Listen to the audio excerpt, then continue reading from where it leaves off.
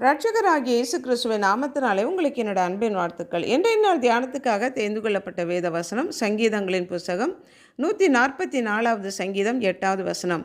மாயையை பேசும் வாயும் கள்ளத்தனமான வலது கையும் உடைய அந்நிய புத்திரரின் கைக்கு என்னை விலக்கி தப்புவீம் என்று இங்கு சங்கீதக்காரனாகிய தாவீது ஜெபிக்கிறான். மாயையை பேசும் வாய். மாயை என்றால் என்ன? நிலையில்லாத பொருளின் உண்மைத்தன்மையை மறைத்து நிலையானது என்று காட்டுவது மாயை. மாயைக்கு எதிர்ப்பதம் உண்மை, சத்தியம், நம்பத்தகுந்தது, நம்பத்தக்கது.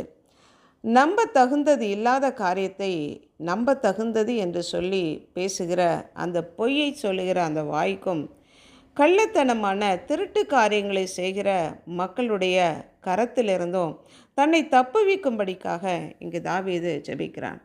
ஏற்கனவே தேவனாகிய கர்த்தர் தன்னுடைய ஜெபங்களுக்கு பதில் கொடுத்து தன்னுடைய ஆத்துமாவை தாழ்ந்த பாதாளத்திற்கும் மரணத்திற்கும் தன்னுடைய கண்ணை கண்ணீருக்கும் கால்களை இடறுதலுக்கும் தப்புவித்த தேவனுக்கு நன்றி செலுத்தி, நான் தேவனுக்கு முன்பாக ஜீவனுள்ளோருடைய வெளிச்சத்திலே நடக்கும்படி நீர் என் ஆத்துமாவை மரணத்திற்கும் என் கால்களை இடறுதலுக்கும் தப்புவியாதிருப்பீரோ என்று தாவீது ஜெபிக்கிறான். நம்மை சுற்றிலும் இருக்கிற பொய் பேசுகிற மனிதர்கள், முகஸ்துதி பேசுபவர்கள், அக்கிரமமும் வஞ்சகமுமான வார்த்தைகளை பேசுகிற மனிதர்களுடைய பொய்யான காரியங்களுக்கு தன்னை விலக்கி காத்து கொள்ளும்படி தாவீது ஜெபிப்பது போல நம்மையும் விலக்கி காத்து கொள்ளும்படி நாமும் ஜெபிக்க வேண்டியவர்கள். அது மாத்திரமல்ல, பிழைகளுக்கும் மறைவான குற்றங்களுக்கும் என்னை நீங்களாக்கி துணிகரமான பாவங்களுக்கு என்னை விலக்கி காத்தருளும்.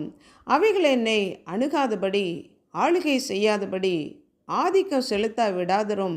அப்பொழுது நான் உத்தமனாகி பெரும் பாதகத்துக்கு அழிவுக்கு நேராக செல்லாதபடி பாதுகாக்கப்படுவேன் என்றும் தாவீது ஜெபிக்கிறான். கடலிலே தூக்கி எறியப்பட்ட யோனாவை விழுங்கும்படி கர்த்தர் மீனுக்கு கட்டளையிட்ட போது மீன் வயிற்றிலிருந்து யோனா ஜெபிக்கும்போது, பர்வதங்களின் அடிவாரங்கள் பரியந்தம் இறங்கினேன், பூமியின் தாழ்பால்கள் என்றென்றைக்கும் என்னை அடைக்கிறதா இருந்தது. ஆனாலும் என் தேவனாகிய கர்த்தாவே, நீர் என் பிராணனை அழிவுக்கு விலக்கி தப்புவித்தீர் என்று ஜெபிக்கிறத பார்க்குறோம். தேவனாகிய கர்த்தர் நம்முடைய பிராணனை அழிவுக்கு விலக்கி தப்புவிக்கிற தேவன். இந்த பூமியிலே இருக்கும்போது நம்முடைய ஜீவனை பாதுகாக்கிறார்.